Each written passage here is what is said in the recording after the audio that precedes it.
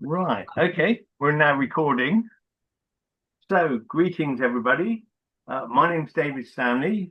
I host the Spiritual Journey on YouTube.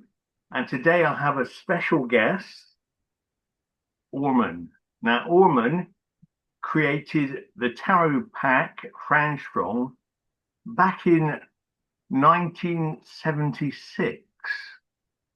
And we're going to be talking about the tarot today. Yes, from somebody who knows everything about it. So, hello, Orman. How are you today? Well, I'm ticking over. That's the best way to put it. You know, like a car is idling along. I'm idling along at the moment. Busy day. 60 And by the Blues. way, I like the way in which you explain me in. I know everything about the tarot. I tell you what, I don't know that much at all, but I know enough to be able to read any pack. And it's an art, isn't it? And Definitely you have is. to art yourself. So that's my main stay on it all. You have a divining or a divinatory art ability to do so. Right. Well, I had a look online today and I found that in 2019, you posted the story about the tarot online. Do you Yeah, remember that? yes, I do. Yeah. The whole Mm. story of Fran Strong and all the different packs.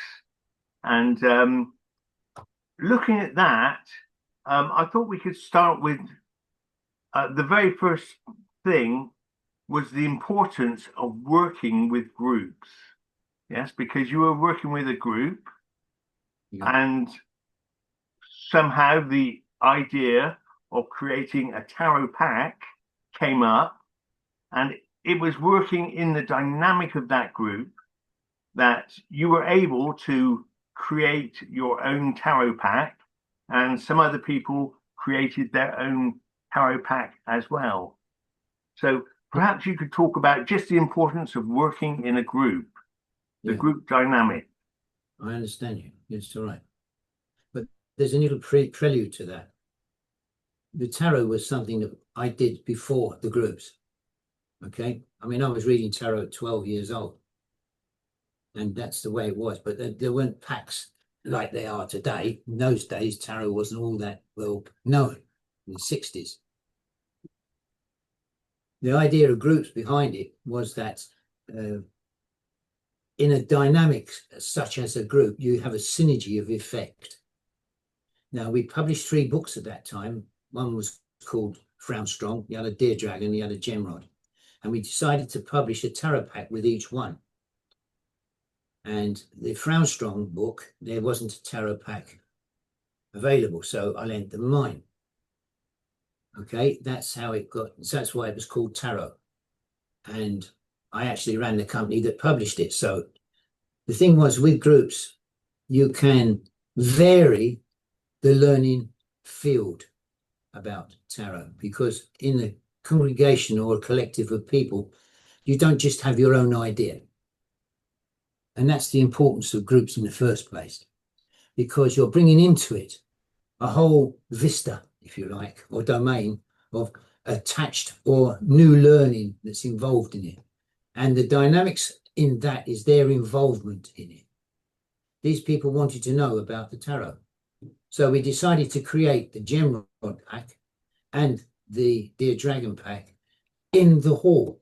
We actually drew it on the floor in chalk in this hall. And everybody participated, and everybody was adding bits in and suggesting this. And together, these 2 packs came about. With the Frownstrong pack, it wasn't. That was an individual affair of my own, event of my own. And I took the lead from that, believe it or not, from P.D. Ouspensky's book, New Model of the Universe, where he writes about different values of tarot, so on and so forth. And I took a leading idea from that, because dealing in something that stretches out of the cultural into the esoteric, that's normally for the initiated only, and so on, means that there needs to be a foundation of learning that comes with it. But learning is fine, but the practical ability that's created by that learning needs to be balanced with it too. If you learn too far, it stops because you can't do anything. And if you do something and you haven't got the learning, then you stop as well because you don't know what you're doing. You know what you're doing with it, but you don't know what the answer is, the interpretation is, the learning and what they mean, especially in their groupings. So two need to run together. And in a group, that's very easy to do simply because you have the input and sometimes 100 odd people. Some of those groups were 100 people strong, all putting into it at the same time. So it was a collective event with those, if that explains it. Yes, that explains it very well. It's best to say in a short while anyway. Yeah. I mean, I'll go into the meanings, the features, the natures and the mechanics of it, but do you have a couple of weeks? Well, when I say you know everything about the tarot, That's all right. you could start talking about the tarot now, and we could still be talking about it in 2 years' time. Yes. Easy. Yeah. That's It's never ending. There's no limit to it because when you talk about the complexity of living and life in this day and age, you've got 3 or 4 different kinds of possibilities with the interpretation. With the tarot that I do, the way I do it is I don't keep the cards and then cast for them. I give them the cards. They shuffle the cards backwards and forwards. So they're putting themselves into that. So what they've arranged the cards when they finish shuffling is their situation, what's influencing them at the time, what the questions are, the whole persona of it. That means that when I cast them, I'm reading them, or are reading what is as close as possible to what they're looking for. I don't ask them questions about things. I just say, what do you want to read? Nothing else. Otherwise, for me, it's a bit of a buff. I'm sorry if that word doesn't mean anything. What I mean is it's a little bit of a sham because I read the tarot. I don't read anything else. I don't use any mediumistic or any kind of divinatory arts in it. Just what the cards say. And I tell them very straight. And if it's bad news, it's bad news. If it's good news, it's good news, because the onus is upon them to decide what to do with what the interpretation has said, if that makes sense to you. So in that way, tarot reading is created by the event that's happening at the time and what the person is looking for. Someone came to me once and said, look, I don't really have a question to ask you, or can you look at this? Just tell me whatever it actually says. And what it turned out to be in the end was, it was useful to him, especially because it was about his situation. And he said, I've been trying to sort this out for months. And, it's sorted. I said, well, it wasn't me, it was the cards. He said, well, that's why I came. And it works. And he said, I didn't want to be told what to do or suggested or even given the idea or made prone to something.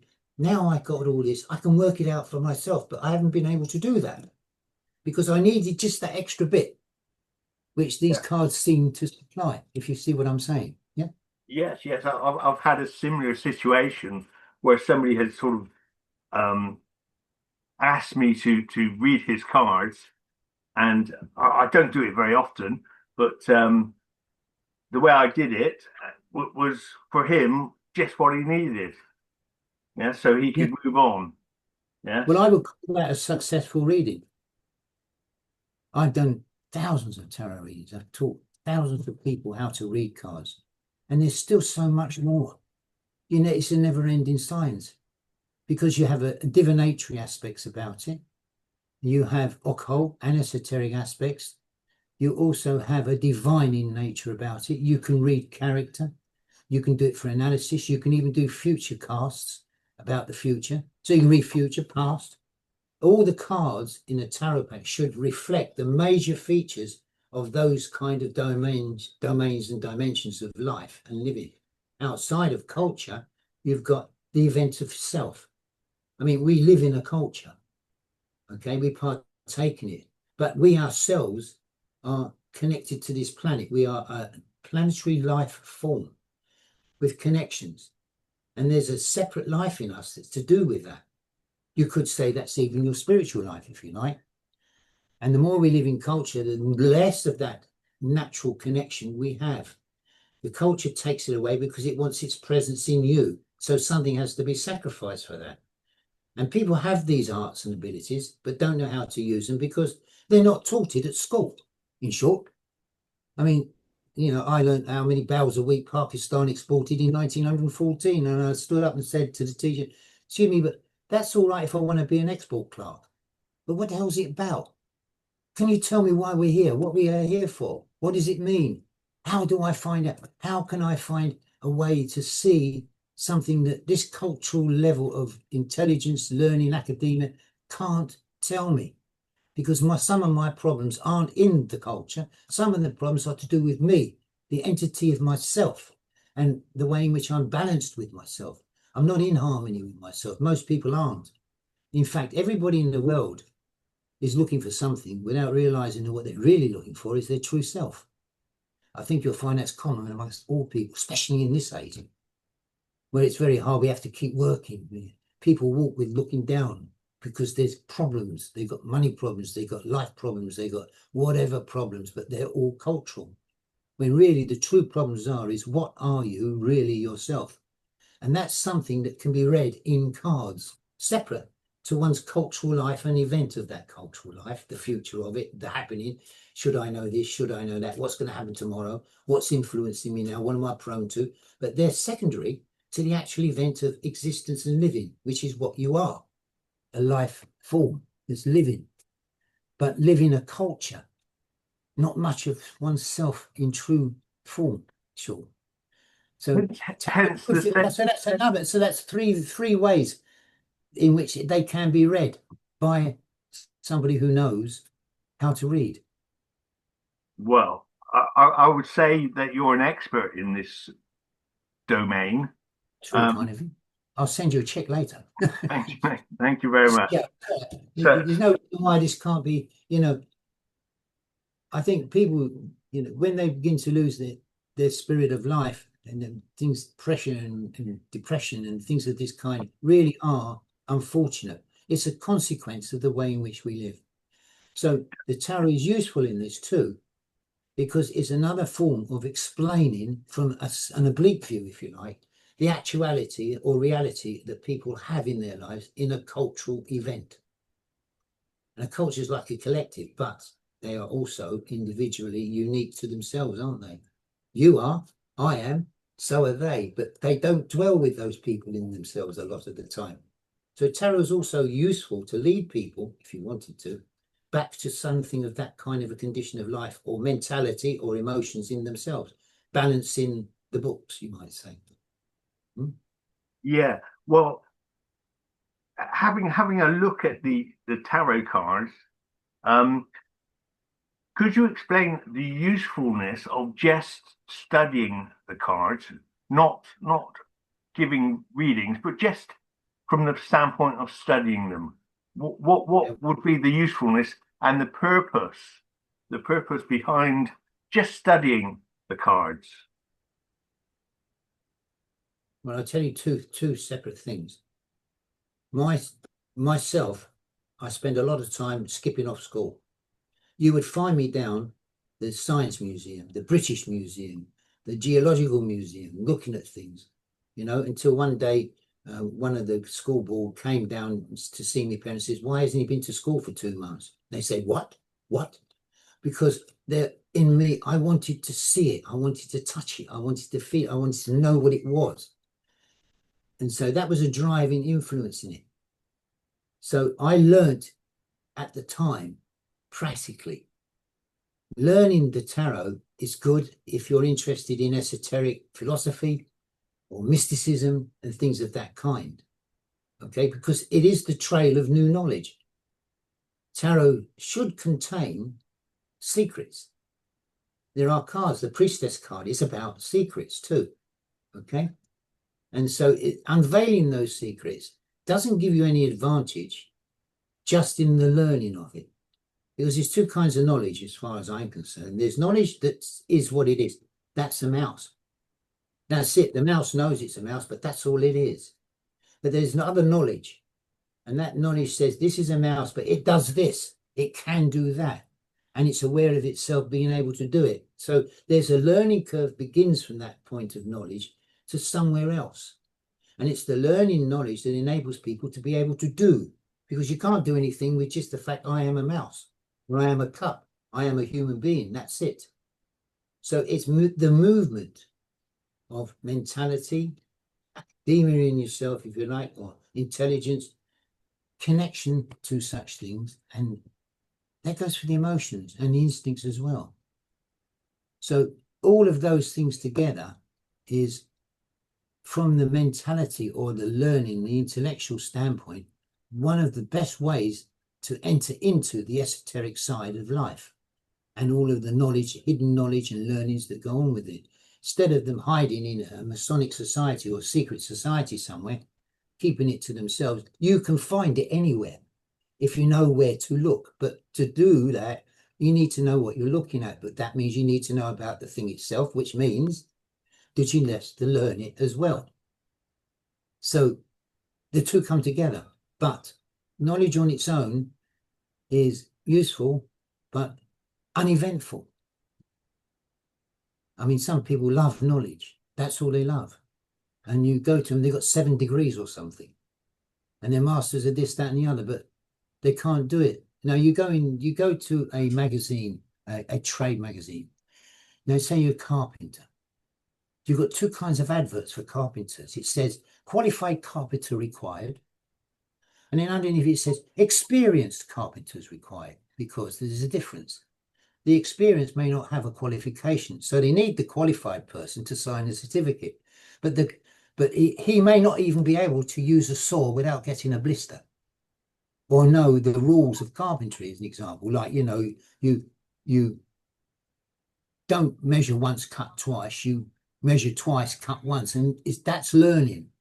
But putting it into practicality, you've got to choose between the two.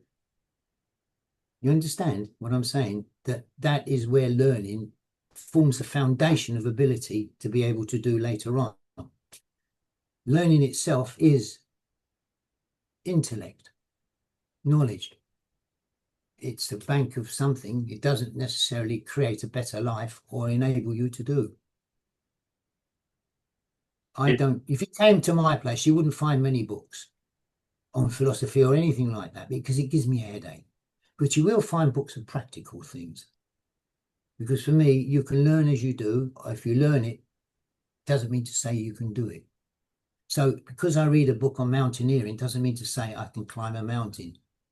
Or a book on aeroplanes, I can fly a plane. You understand? So what's written in tarot has something of an esoteric basis, which from the standpoint of a cultural learning or academia, that's enough.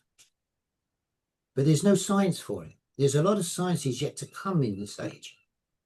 The science of the afterlife and reincarnation, the science of divination, the science of divining, the science of spirituality. Because science has reached a point where technology can do everything. Yeah, there's lots of it, but it doesn't necessarily mean it improves the person. Now, when they make technology, they've got to include the person. So now they're putting chips in people's heads.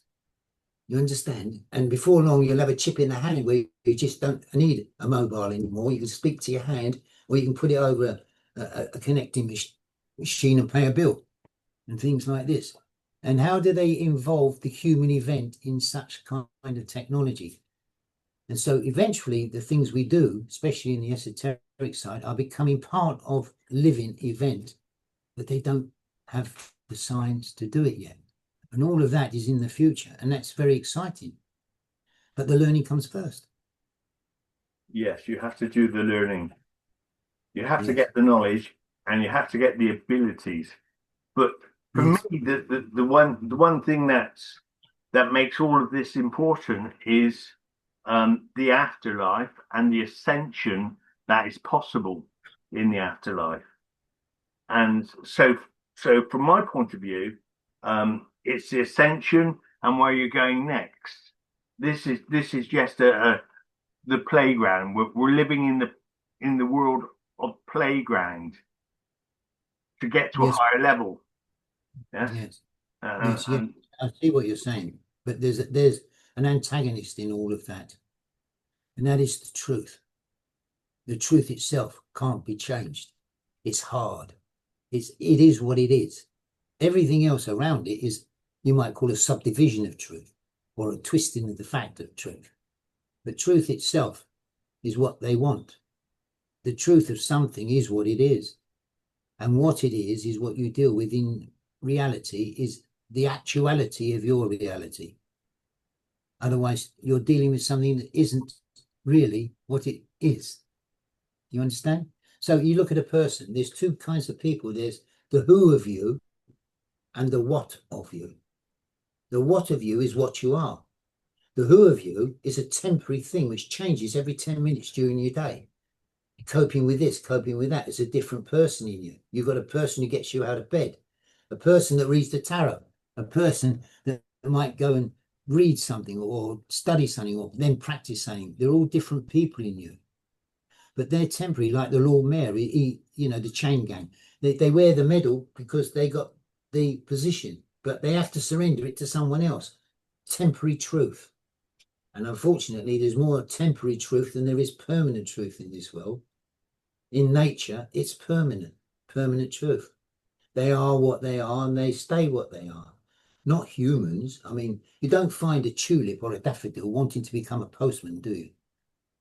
I know that, but because they are what they are. But what would the human be like if they were all what they were, the same? Connected to the things that's most natural to them before having to go and live a life of something, or role of life that they're not actually real. It's their role of life. See? So this division of temporary and permanent truth is underlying absolutely every foundation of science there is. There are some sciences that are based in the truth and logic of something, like mathematics and so on, and they're royal sciences. But how are they going to include it in there if they don't know? If the world doesn't know?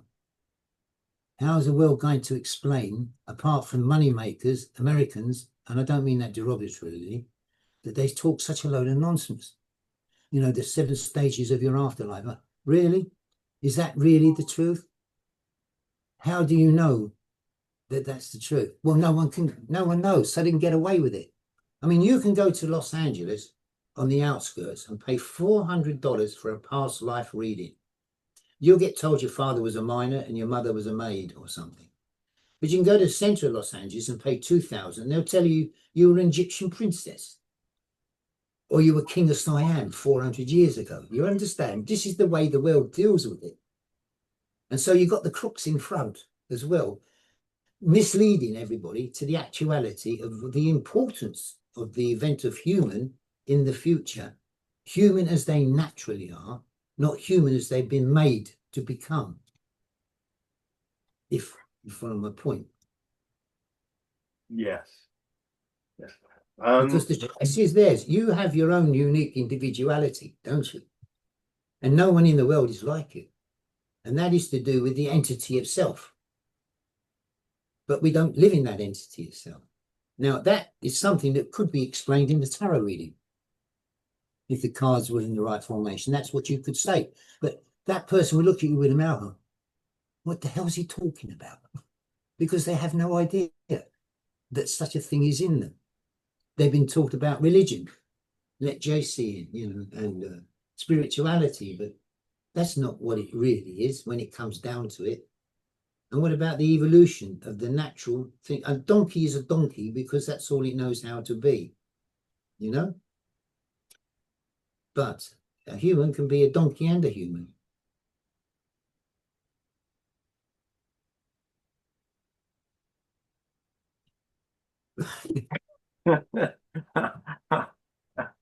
Well, actually, Speak straight to yesterday I saw some a couple of dinosaurs walking in the park.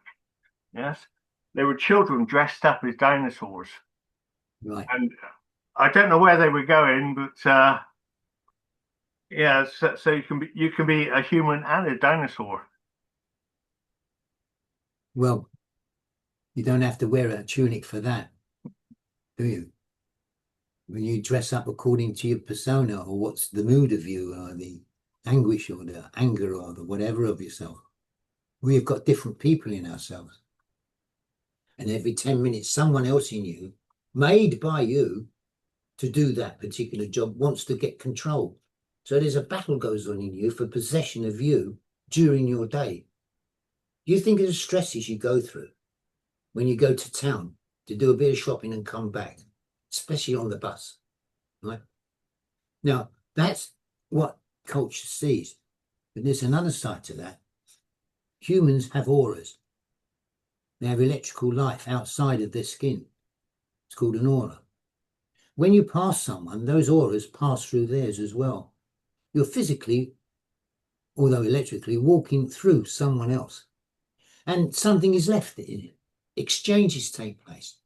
And you can walk down the high street feeling excited and happy to go and get your new suit or buy something you wanted or buy presents, whatever. By the time you get to the shop, you've got headaches, you feel unclean, you feel, miserable. And you've got that passing by everybody on the street on the way to that shop. But you don't know such things exist. And then you go, I didn't feel well. By the time I got to the shop, I was ill. I had to come home. Now, there's a science in all of this, but the world's been playing with it, all of these things for a long time. It takes culture a long time in our lifetime to get somewhere like that. And slowly it's been accepted now, Kirian photography and things of that kind. And they brought into it things from antiquity or history, the Akashic side of it, from the mysteries, like when the tarot was part of the Egyptian mysteries and the schools of mysteries. And then there was tarot packs throughout different countries, from the Pearl Land, India. And Romans had them, and then it was traveling around the world, and it's gone everywhere. In fact, I had a friend, the guy that published my first publication in 1975, it was actually, it was out in the market in 76, you were right there. Went to 49 countries. It was done by a company called New York's Game System. And I can't remember the guy's name now. It's just got out of my mind, but he Yeah, was the boss. okay, I'll put a link under this video that goes to the document that you published back in 2019, and it gives all these details. Yeah, The story's on it. yeah. About he had the world's biggest tarot collection library, in reference to what you were saying earlier on, and just about reading it. He had thousands of tarot packs from all over the world. In fact, he phoned me up one day and he said, "Yeah, Orman," he said, "I've just got a marvelous," he said, "I've got something I've been wanting to put in my library for a long time." I said, "What's that?" He said, "I've just bought one of the last 3 original Tarocchi cards from the original Tarot Tarocchi pack." Because Tarocchi was a game before tarot, see? And he bought it for $120,000.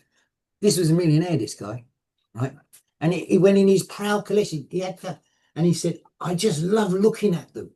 I love just learning about them." He said, "I can't read it, as you were saying. I just can't read it, but it's my biggest hobby."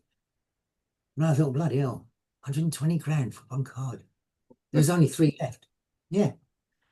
And that's what you get. See, he was into the learning side of it. He just loved them. He sat there looking at them, running a big industry. $120,000. $120,000. That was in Wow. 1978. Yeah. Okay. And he died about 4 or 5 years ago, unfortunately. And whatever. But yeah, it was published in 49 countries. Okay. But I never made the minor cards. So this one that's out now has 56 minor cards, updated, and to do with the age in which we live. Okay. So that's a good point to finish part one on. Can I send you a link and we'll do part two in 10 minutes time? Perfect. Yeah. Yeah. Okay. Are we recording now? Huh? Yeah. Yeah. Come Hopefully back. everything is being recorded. Hopefully. I'll see you in about 10 minutes. Send you another Yeah. link and we can do part two. Yes. Yeah. Okay. Okay. Bye for now.